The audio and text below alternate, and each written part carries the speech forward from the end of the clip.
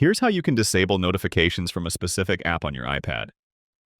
First, we'll go to Settings, and from the left sidebar, we'll scroll down to Notifications.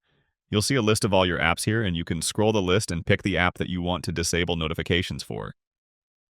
There's a few different things you can customize here. You can, for example, choose what type of alerts this app is allowed to show. You can choose whether the app is allowed to play notification sounds or show notification badges on the app icon. And of course, on the very top, there's the main toggle for allowing or disabling notifications completely from this particular app.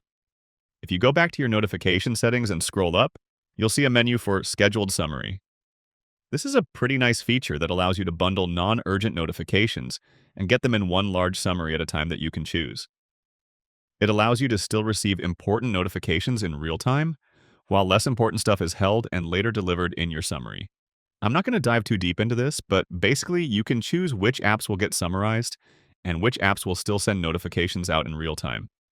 You can then set what time your summary gets pushed out, and it can be once a day or multiple times a day, whatever you prefer. And after your summary is set, you can always go back and change which apps are included in the summary and which ones are not.